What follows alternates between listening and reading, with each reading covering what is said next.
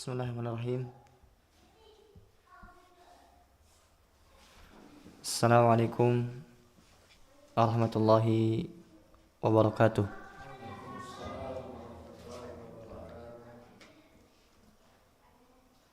Alhamdulillah rabbil alamin. Wal aqibatu lil muttaqin. Wala udwana illa 'alal zalimin. Asyhadu an la ilaha illallah ilahul awwalin wal akhirin wa asyhadu anna Muhammadan abduhu wa rasuluh shadiqul wa'dil amin salawatullahi alaihi wa ala alihi wa ashabihi wa man tabi'ahum bi ihsanin ila yaumiddin amma ba'du. Jamaah Ma'asyiral muslimin rahimakumullah. Alhamdulillah, kita panjatkan puji dan syukur kepada Allah Subhanahu wa taala atas berbagai macam nikmat serta karunia yang Allah berikan kepada kita semua. Kewajiban bagi kita seorang hamba yang Allah Subhanahu wa taala berikan nikmat terus-menerus adalah bersyukur terus-menerus. Sebagaimana Allah Subhanahu wa taala memberikan kepada kita nikmat yang terus-menerus, hendaknya kita bersyukur terus-menerus. Tidak ada hentinya. Bersyukur dengan hati kita, dengan cara mengakui apapun yang datang kepada kita dari nikmat-nikmat itu semua murni dari Allah Subhanahu wa ta'ala. Baik nikmat yang berkaitan dengan dunia kita punya istri, alhamdulillah, punya anak, punya harta, punya keluarga, dan lain sebagainya. Ini semua dari Allah Subhanahu wa ta'ala. Begitupun kita bisa ngaji, bisa dapat hidayah, ini murni dari Allah Subhanahu wa ta'ala. Karena kalau hanya sekedar seorang misalkan berkata, saya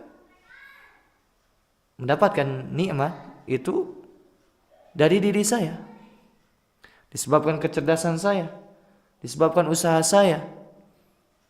Kalau misalkan ucapan terlontar pada seorang seperti ini, berarti dia kurang bersyukur. Dia menyandarkan nikmat pada dirinya sendiri, tidak kepada Allah Subhanahu wa ta'ala. Kemudian kita juga bersyukur kepada Allah Subhanahu wa ta'ala dengan lisan-lisan kita, dengan cara terus menerus mengucap alhamdulillah, dengan cara tahadduts bin ni'mah, dengan cara menyebutkan nikmat-nikmat yang Allah berikan kepada kita.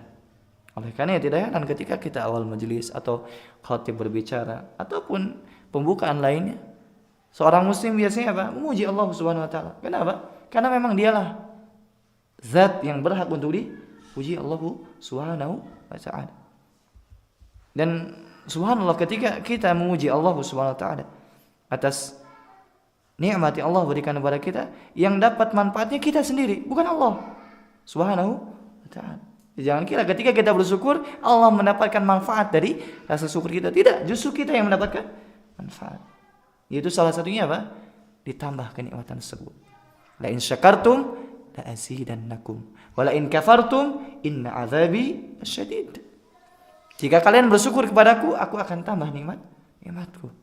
Apapun kita bersyukur, Allah tambah nikmat hidayah. Kita bersyukur, Allah tambah nikmat hidayah. Ketika bersyukur, nikmat bisa datang ke majelis ilmu dengan cara berusaha konsisten. Apapun cobaan, rintangan yang kita hadapi, kita berusaha untuk datang. Khusus majelis rutin, kajian rutin, berusaha untuk mendatanginya, ini nikmat yang besar. Walladzina ihtadau zadahum huda wa atahum taqwahum. Siapa yang berusaha ngambil hidayah, kami berikan hidayah. Lihat, subhanallah. Jadi yang namanya hidayah itu mesti kita usahakan. Dan salah satu hal terbesar yang dapat kita usahakan dari menjemput hidayah, duduk di majelis ilmu. Yang siapa yang mengambil hidayah, duduk di majelis ilmu mencari hidayah, Kata Allah, kami akan berikan hidayah. Wa zadahum taqwahum, dan kami akan tambahkan ketakwaan kepada mereka. Subhanallah. Jadi siapa yang berusaha untuk belajar, mengkaji Al-Quran, mengkaji sunnah dengan pemahaman yang benar, dia mencari hidayah, Allah akan berikan hidayah. Dan Allah akan berikan ketakwaan kepada orang tersebut. Oleh karena semangat dan belajar, beramal dan beramal. Karena inilah kesibukan yang paling bermanfaat bagi seorang muslim. Dia menyibukkan diri untuk berilmu, beramal. Kemudian kita juga bersyukur tentunya dengan anggota tubuh kita, dengan cara menggunakan apa-apa yang Allah berikan untuk taat kepadanya. Taib jamaah masyaallah muslimin rahimakumullah. Insyaallah pada malam hari ini yang kita harapkan keberkahannya, kita akan meneruskan kajian kitab yang membahas terkait pelajaran-pelajaran penting untuk umat Islam, untuk kaum muslimin. Itu yang ditulis oleh Syekh bin Baz rahimallahu taala, Ad-Durus Al-Muhimmah li Amatil Ummah, yang disyarah oleh Syekh Abdul Razak hafizallahu taala. Taib, kita masih di pembahasan bab al-janaiz, terkait pengurusan jenazah. Yang mana alhamdulillah pada pertemuan sebelumnya kita telah menyelesaikan pembelajaran ke-9 dalam bab ini, maka kita lanjutkan ke pembelajaran 10. Qala al-mu'allif rahimahullahu taala ashiran. Pembelajaran yang ke-10. Kata beliau, semoga Allah merahmati beliau, la yajuzu li ahli al-mayyit an yasna'u ta'aman linnas. Ini terkait boleh tidak seorang keluarga yang ditinggal pergi oleh keluarganya, artinya ditinggal pergi oleh si mayit, boleh tidak dia menghidangkan makanan. Yang dibahas oleh penulis rahimahullah ta'ala, dan ini ma'ruf di negeri kita. Kata beliau rahimahullah, tidak boleh untuk keluarga mayit membuatkan makanan bagi manusia. Subhanallah, ini yang ditulis oleh beliau, yang diucapkan oleh beliau dalam bab ini, yaitu la yajuzu li ahli al-mayyit an yasna'u ta'aman linnas. Tidak boleh bagi keluarga mayit untuk membuat makanan kemudian dihidangkan kepada manusia. Lihat alasannya apa? Dan subhanallah, ini termasuk uslub yang sangat baik ketika menyebutkan suatu perkara, menyebutkan ini tidak boleh atau ini boleh, ini disyariatkan atau tidak dengan dalilnya. Sebagaimana kita telah pelajari sebelum-sebelumnya. Ketika belum mengatakan disyariatkan ini, kemudian sebutkan alasan. Termasuk ini, ketika beliau mengatakan tidak boleh, beliau menyebutkan alasannya. Itu apa? Di qauli Jarir bin Abdullah Al-Bajali as-Sahabi al-Jalil radhiyallahu anhu, kunna na'uddu al-ijtima'a ila ahli al-mayyit wa san'at at-ta'ami ba'da ad-dafni minan niyaha. Kata penulis rahimahullah, berdasarkan perkataan Jarir ibni Abdullah Al-Bajali, seorang sahabat yang mulia. Jadi alasannya apa? Ucapan sahabat. Dan bukan hanya sekadar ucapan sahabat. Lihat kata Jarir, kata beliau, kunna na'uddul ijtima' ila ahlil bayyit wa san'at at-ta'ami ba'da dafni minan niyaha. Kata Jarir, kunna, kami. Kata Jarir siapa? Seorang sahabat. Beliau mengatakan kami, berarti nisbah kepada siapa? Seluruh sahabat. Dan ini apa? Bisa termasuk ijma'. Meskipun mungkin nanti pembahasan ijma' sukuti. Karena ijma' itu ada dua. Ada yang memang sharih, mereka para sahabat mengungkapkan seluruh pendapatnya. Ada yang sukuti, yang seorang sahabat berkata kemudian tidak ada yang mengingkari. Nah, ini ijma'. Ijma' sukuti. Dan sebagian ulama mengatakan ijma' sukuti dalil. Dan kita ketahui bahwasanya dalil apa? Al-Quran, Sunnah, ijma', qiyas yang disepakati. Yang kata Jarir Ibnu Abdullah, beliau mengatakan kami, maksudnya para sahabat, menganggap kumpul-kumpul di keluarga mayit, kemudian membuatkan makanan setelah dikuburkan mayit tersebut, minan niyahah, termasuk meratap. Subhanallah. Ini perkataan siapa? Bukan perkataan anak. Bukan perkataan ulama yang mungkin ulama di abad ke-12, 10, 8, 7 atau abad ke-3. Tidak, ini sahabat. Beliau mengatakan apa? Kunna, kami para sahabat menganggap kumpul-kumpul di keluarga mayit dan membuatkan makanan untuk membuatkan makanan untuk manusia setelah dikuburkannya mayit tersebut termasuk meratap. Sedangkan meratap termasuk dosa besar. Subhanallah. Jadi meratap mayit termasuk dosa besar. Bahkan Nabi Muhammad SAW mengatakan, arba'un fi ummati min amril jahiliyah. Ada 4 perkara pada umatku yang termasuk perkara jahiliyah. La yatrukuhun. Umatku itu tidak akan meninggalkan perkara tersebut. Artinya terus ada. Salah satunya apa? An-niyahah. Salah satunya adalah meratapi mayit.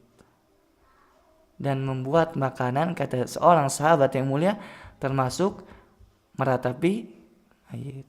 Bahkan Nabi SAW mengatakan, wa qala an-naihatu idza lam tatub qabla mautiha tuqamu yaumal qiyamati wa 'alaiha sirbalun min qatiran wa dir'un min jarab. Yang artinya balasan bagi orang yang meratap. Ya, orang yang meratapi mayit, balasannya adalah jika dia tidak bertobat sebelum matinya, maka kelak pada hari kiamat dia akan dibangkitkan dalam keadaan memakai baju terbuat dari timah yang sangat panas. Subhanallah. Dan ini termasuk apa? Dosa besar. Karena kita sudah belajar apa kaidah dosa besar? Salah satunya ketika ada perbuatan kemudian diancam dengan azab di akhirat atau di neraka. Ini termasuk dosa besar. Sedangkan sahabat yang mulia tadi apa? Membuat makanan dan kumpul-kumpul di keluarga si mayit termasuk meratap. Sedangkan meratap ini dosanya. Jika memang tidak tobat. Wadir'un min jarab. Bahkan apa? Seorang tersebut akan memakai pakaian yang dari kudis itu penyakit kulit. Jadi ketika kita misalkan berkata ini tidak boleh atau ini boleh, harus ada pegangan yang kuat. Dan ketika kita berani mengatakan ini tidak boleh, bahkan tidak disyariatkan, bahkan ini termasuk bid'ah, kita bisa berdalil dengan ucapan Jarir ini. Bahkan beliau mengatakan bukan kultu saya berkata, tidak, kunna kami para sahabat.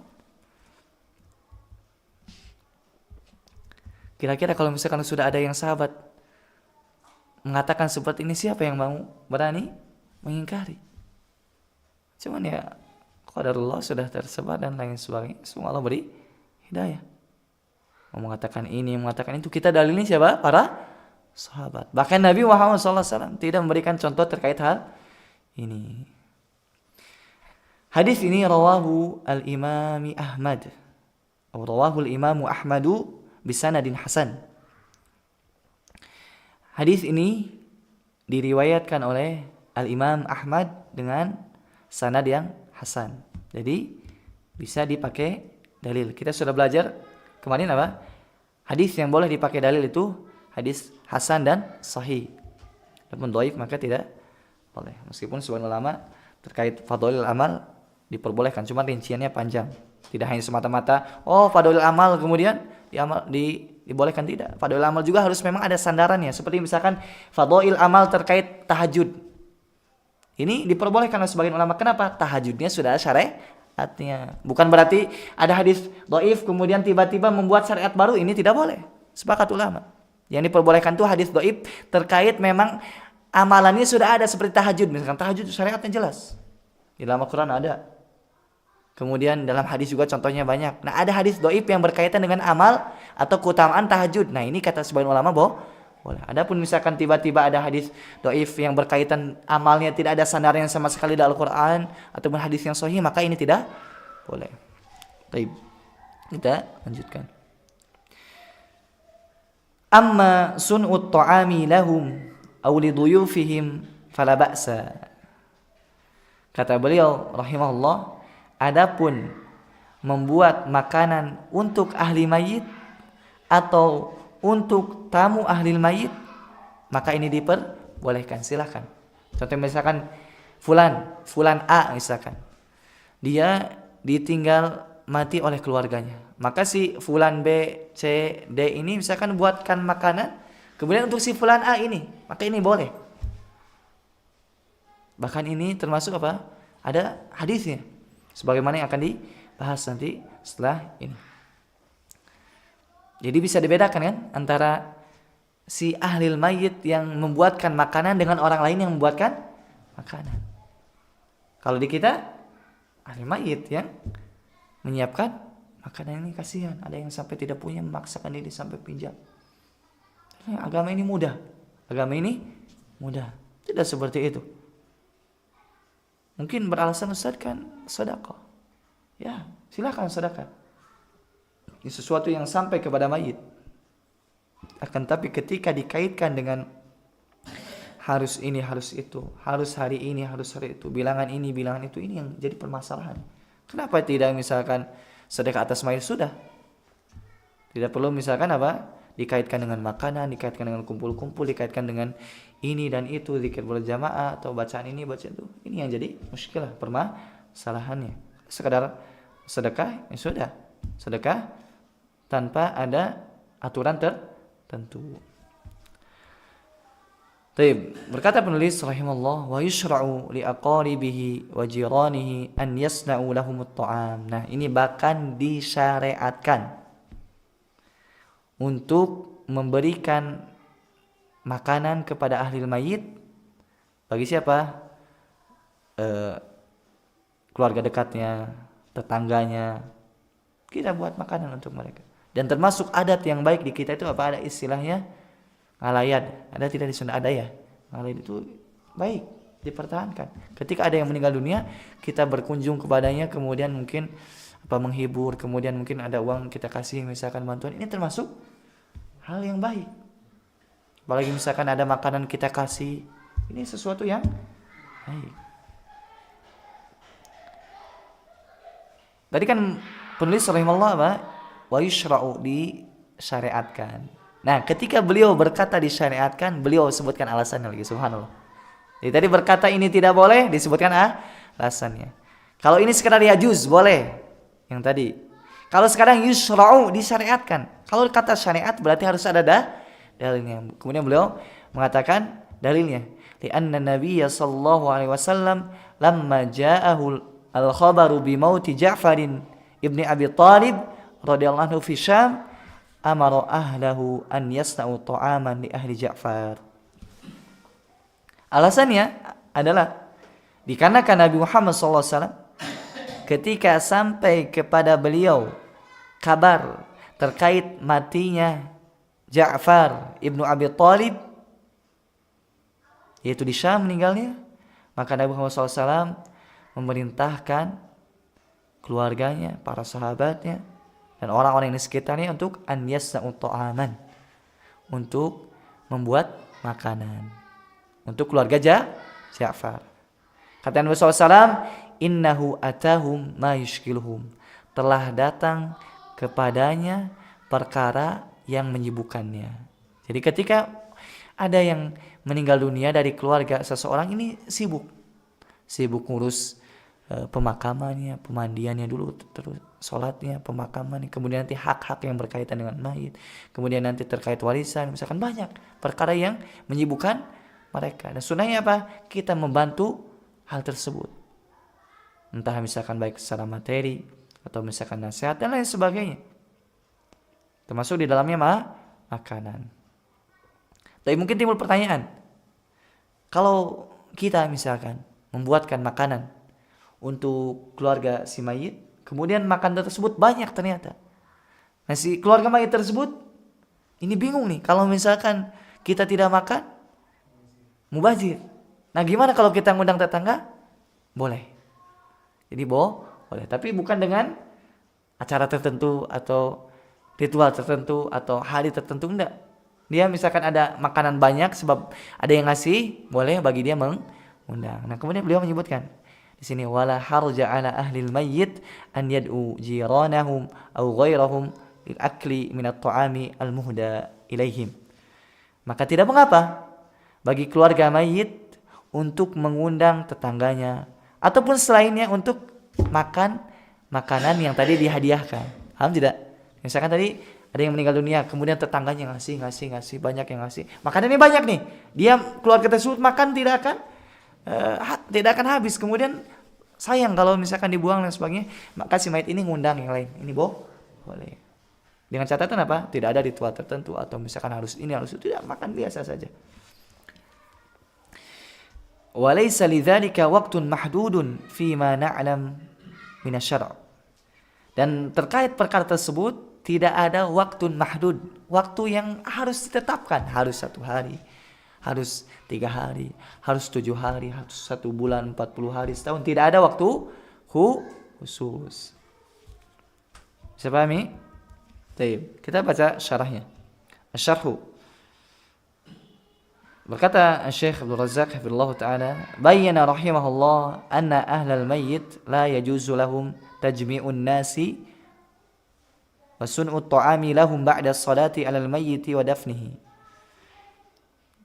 Penulis menjelaskan bahwasanya tidak boleh bagi keluarga mayit untuk mengumpulkan manusia dan membuatkan makanan bagi mereka. Subhanallah.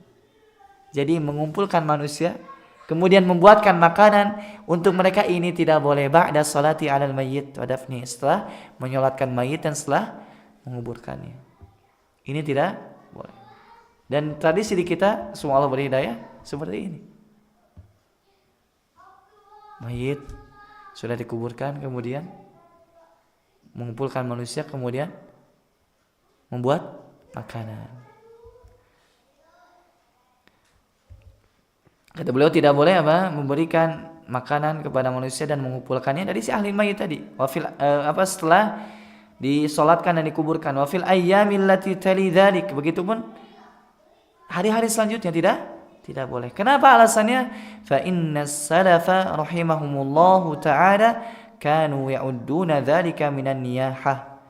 Karena as-salafus saleh menganggap itu adalah termasuk meratap. Ini alasannya.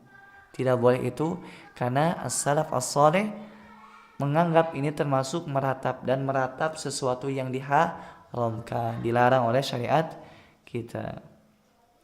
Wa naqala rahimallah qaula Jarir bin Abdullah al-Bajali as-sahabi al-jalil radhiyallahu anhu. Penulis yaitu Syekh bin Baz rahimallah menukil perkataan Jarir bin Abdullah, seorang sahabat yang mulia, yaitu perkataannya tadi, kunna na'uddu al-ijtima'a ila ahli al-mayyit wa sani'at at-ta'ami ba'da dafni minan niyahah. Kami menganggap, maksudnya para sahabat, berkumpul-kumpul di keluarga mayit dan membuatkan makanan bagi mereka termasuk meratap. Kemudian qala Syekh rahimahullah, wa amma sun'u at-ta'ami min ahli al-mayyit lin-nas sawa'an kana dzalika min malil warathati aw min thuluthil mayyit aw min syakhsin akhar fa hadza la yajuz. Adapun membuatkan makanan dari keluarga mayit nih, dari keluarga mayit. Berarti yang modal siapa? Keluarga mayit. Dia menyiapkan makanan untuk manusia, sama saja. Baik hartanya itu diambil dari warisan, kan biasanya ahli mayit itu meninggal dunia ada warisannya. Sama saja diambil dari warisan tersebut, atau dari sepertiga jatah si mayit, misalkan itu wasiat. Karena si mayit itu punya hak dari hartanya itu ketika berwasiat maksimal sepertiga. Misalkan si mayit nih, saya punya harta banyak, saya ingin disedekahkan sepertiganya untuk masjid, ini boleh.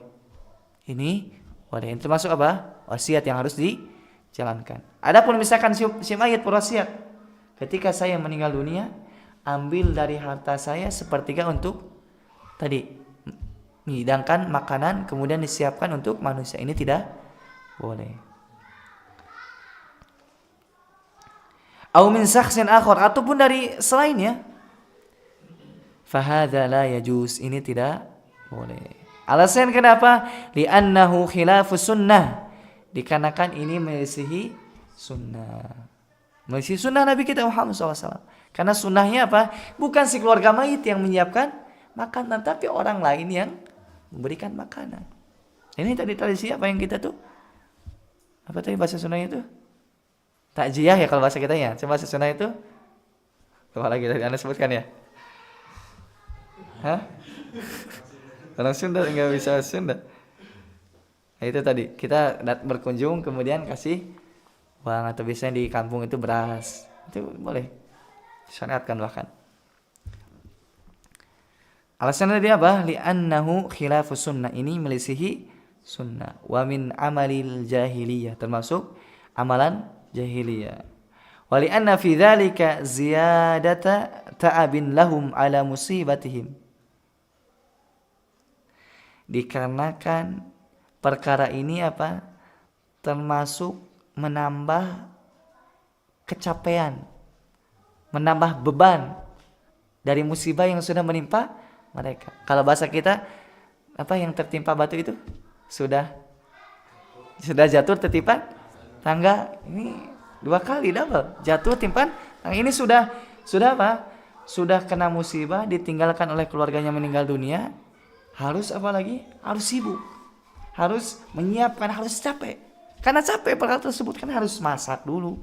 Harus kalau tidak ada uang harus cari uang dulu. Bahkan kalau sebagian orang itu apa sampai rela ngutang. Subhanallah.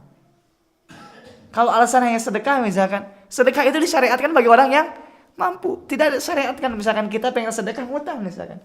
Ini apa? Menambah beban kalau seperti ini. Dan Islam sama sekali apa? Mudah. Inna dina yusrun, kata Nabi SAW. Sesungguhnya agama ini mudah. Ma ja'alallahu alaikum fid dini min haraj. Allah tidak menjadikan kesusahan pada agama kalian, mudah agama itu. Mau sedekah silakan, tapi ada uangnya. Yang sampai pinjam ini itu tidak. Wa syuglan ila syuglihim, bahkan ini menambah kesibukan dari kesibukan yang sudah mereka hadapi. Sudah sibuk ditambah kesibukan. Dan subhanallah, ini termasuk keindahan syariat Islam. Tidaklah Islam datang kecuali pasti ada maslahat di dalamnya. Dan tidaklah Islam melarang kecuali ada mudarat di dalamnya, termasuk ini. Mudarat yang besar. Harusnya si mayit itu kita layani. Kita dalam tanda kutip manjakan. Mereka tidak perlu masak, justru mereka sibuk.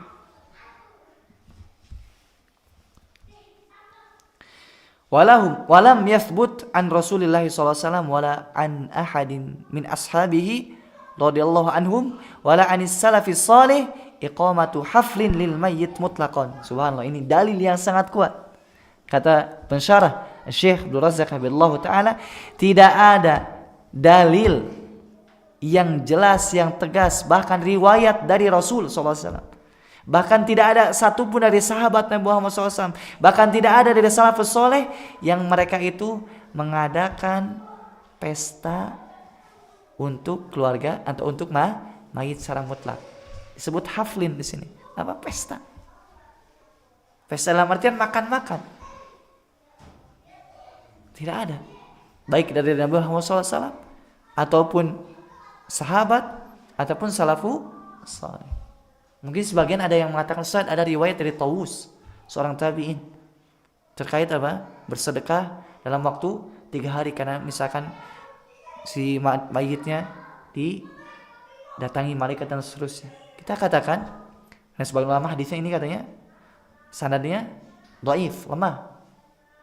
Meskipun sahih misalkan, ini seorang tabi'in kemudian melisihi Nabi SAW, melisihi sahabat, kemudian melisihi tabi'in yang lain. Kira-kira mana yang kita ambil? Itu jumhur.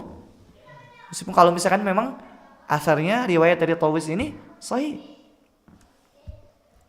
Dan ini juga tidak ada misalkan kaitannya dengan, kan tadi cuman kalau misalkan sahih kan perkataannya cuman terkait sedekah. Silahkan sedekah misalkan ketika 3 hari. Tidak ada yang artian kata Tawus tersebut kumpulkan manusia, membuatkan makanan untuk mereka. Tidak ada yang seperti itu. Saya pahami. Jadi terkadang ketika ada misalkan seorang membela bid'ahnya, kita lihat dulu sahih atau tidak. Misalkan ini dhaif, sudah kalau dhaif, khalas beres.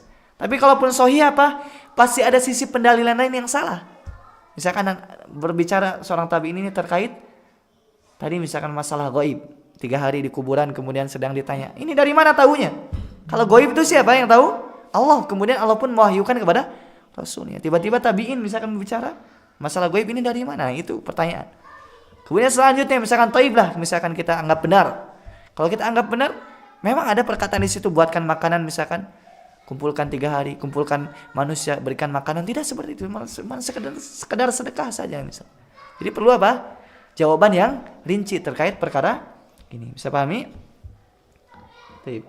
Karena tidaklah seorang yang berdalil itu dengan dalil yang dia anggap benar, untuk membela kesalahannya kita bisa telanjangi itu dalilnya. Bisa jadi memang dalilnya dhaif, atau bisa jadi pemahaman terhadap dalil tersebut salah. Terlebih ini tabi'in. Bahkan satu orang. Bahkan tadi sebagian ulama mengatakan apa ini? Dhaif asarnya. Dan lain sebagainya. Masalah gaib juga. Dan banyak sekali apa? Sisi tidak benarnya pendalilan tersebut terlalu dipaksakan. Adapun kita jelas dalilnya ini. Nabi SAW tidak melakukan, sahabat tidak melakukan. Tidak ada riwayat yang tegas terkait hal ini. Nabi SAW banyak ditinggal oleh keluarganya, istrinya, anak-anaknya.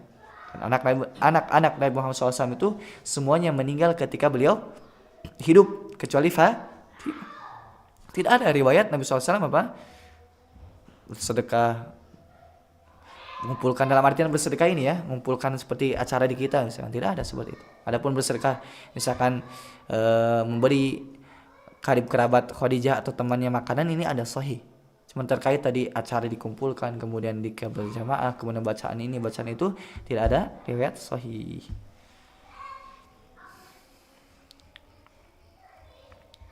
Kemudian kita lanjutkan sebentar.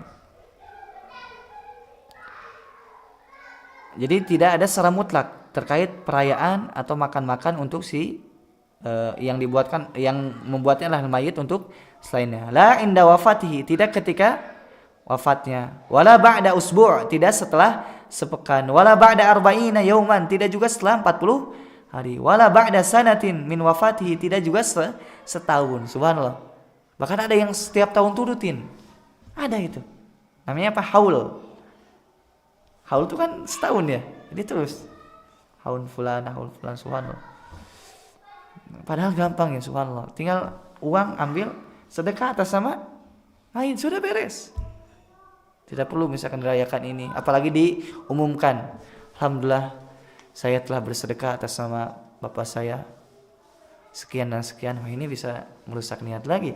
Ini sudah sedekah, Allah itu maha tahu ketika kita sedekah untuk keluarga kita yang sudah meninggal dunia. Taib, ada dulu.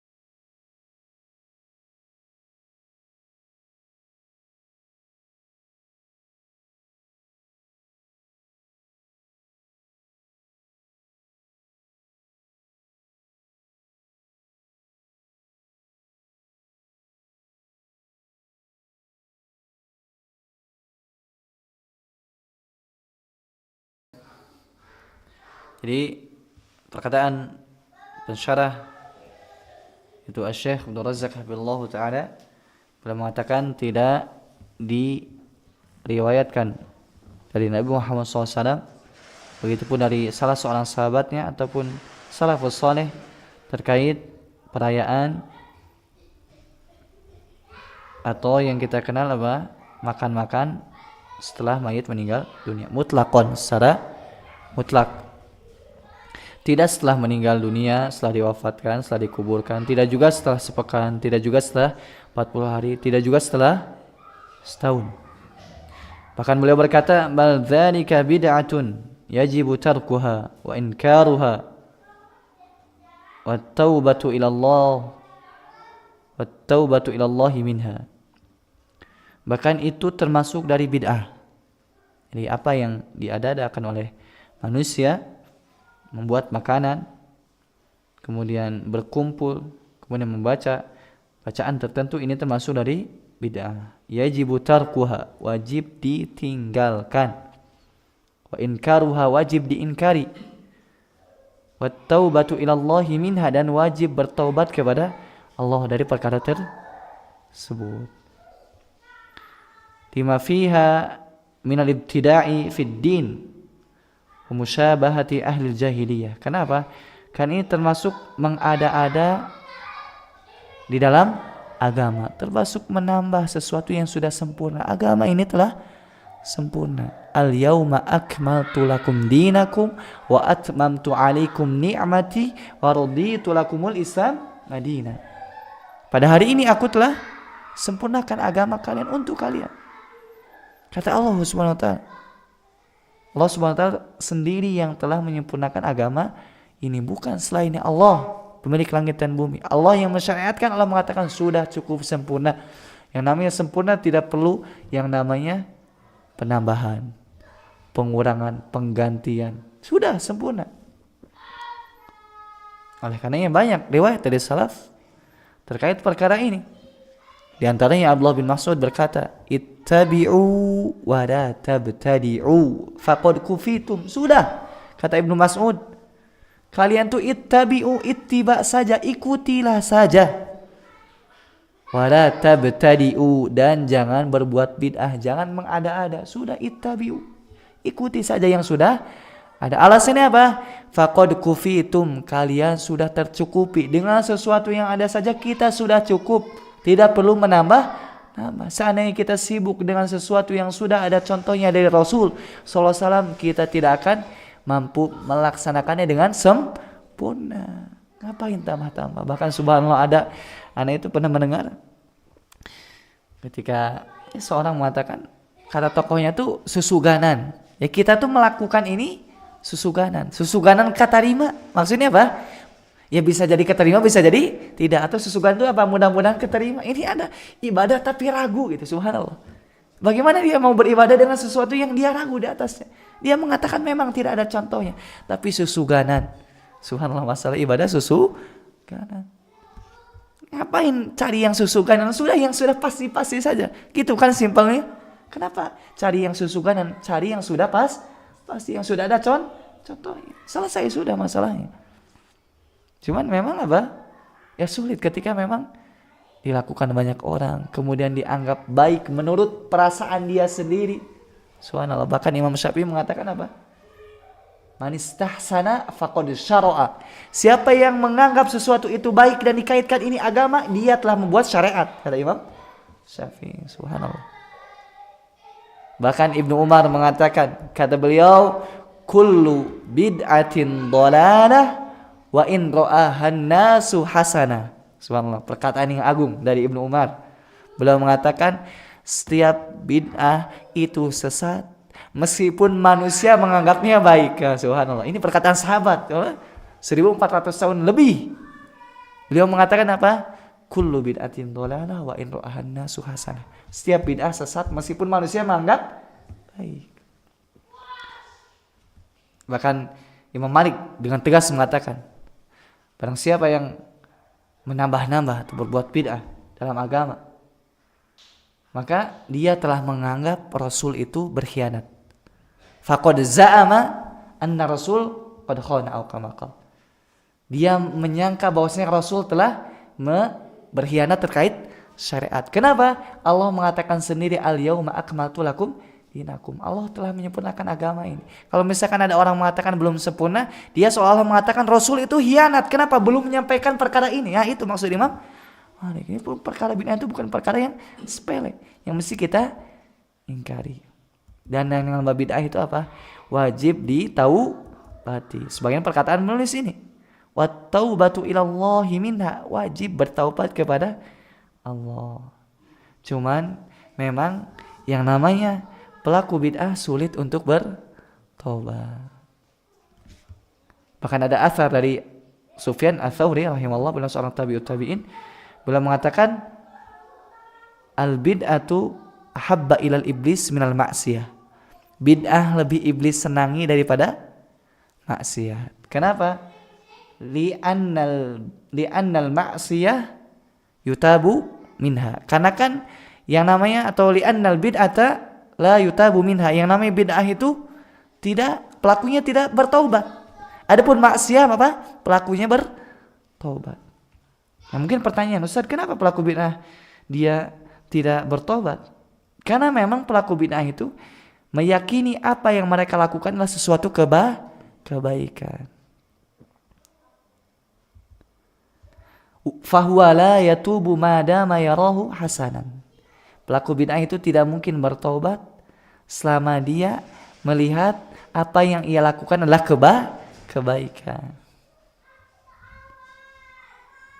Karena kunci seorang bisa bertaubat adalah ketika dia meyakini apa yang ia lakukan adalah suatu kesalahan. Orang yang minum khamar misalkan, orang yang berzina, dia mampu bertaubat. Kenapa? Dia meyakini itu adalah suatu kesalahan. Ini jenis maksiat.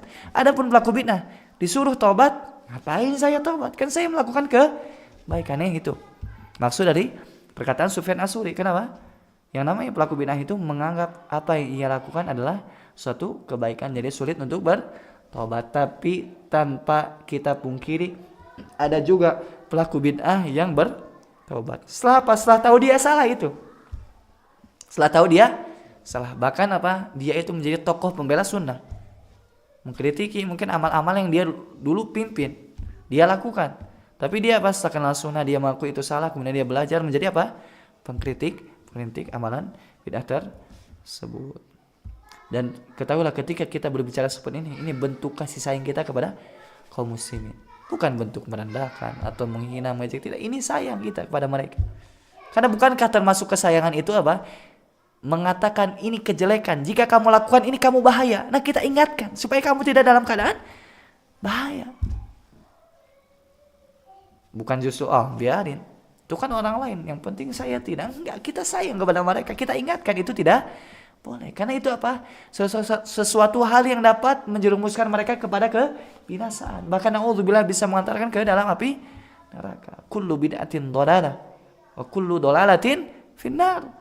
Setiap bid'ah itu sesat dan setiap kesesatan tempatnya di neraka. Ini kata siapa? Kata anak, kata ulama? Tidak, kata Nabi Muhammad SAW. Beliau mengatakan sendiri setiap bid'ah sesat dan sesat tempatnya di neraka. Ada yang mengatakan tidak. Kullu di sini artinya ba'du, sebagian. Subhanallah.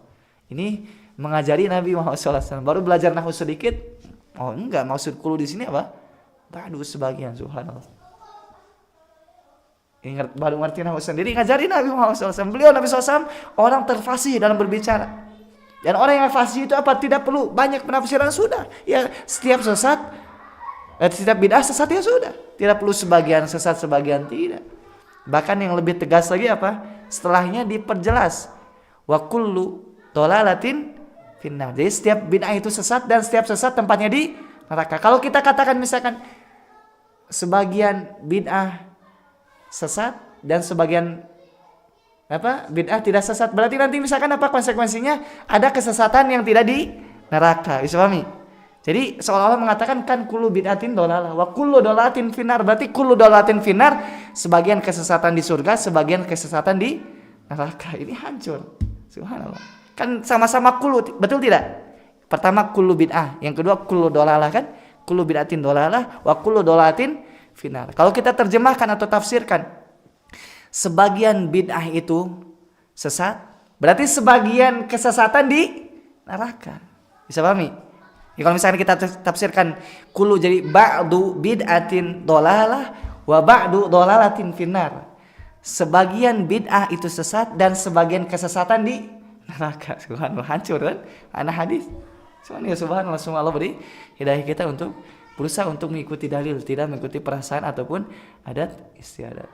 Ketika memang adat istiadat tersebut menyelisih syariat. Adapun adat tersebut tidak menyelisih syariat, maka kita ikuti. Seperti tadi misalkan takziah dan lain sebagainya. Allahu a'lam bishawab. Kemudian kita lanjutkan sebentar.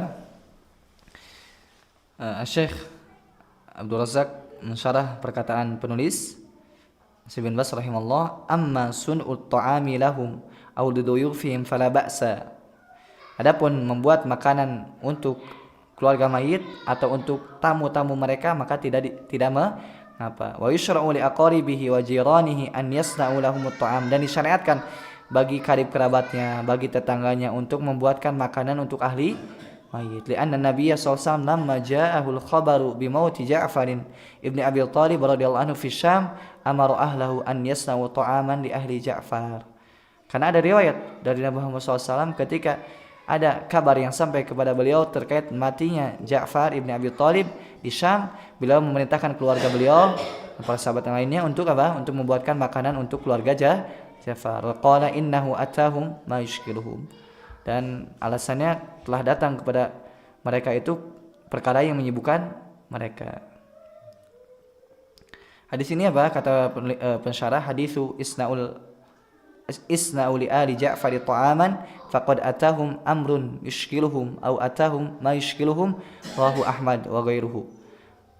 Hadis maksudnya hadis yang berkata Nabi SAW, buatkanlah untuk keluarga Ja'far makanan karena telah datang kepada mereka perkara yang menyibukkan mereka. Hadis ini riwayat Imam Ahmad dengan sanad yang dikatakan oleh Syekh sahih.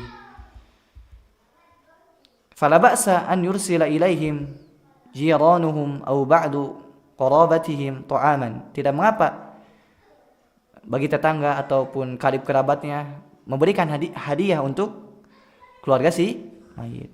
Wa idza kana at-ta'amul ladzi wasalahum zaidan an hajatihim wa da'u ba'd jiranihim aw ba'd al-fuqara ya'kuluna ma'ahum hadha at-ta'am az-zaida fala haraja 'alaihim fi dzalik.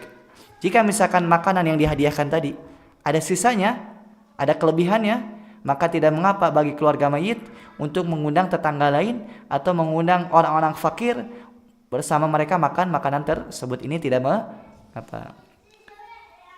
Tetapi apa tentu ini tidak dijadikan suatu kebiasaan dan dikatakan ini bagian dari syariat. Sehingga misalkan harus ini harus itu, tidak seperti itu. Sehingga misalkan berkumpul wa yajma'una an-nasa 'alaiha fa hadza la asla lahu, berkumpul dan sebagainya, ritual ini tidak ada asalnya, bal huwa min amali ahli jahiliyah, bahkan ini termasuk dari amalan ahli jahiliyah. Wallahu alam bissawab. Ini sebelum kita tutup ada pertanyaan dulu, silakan.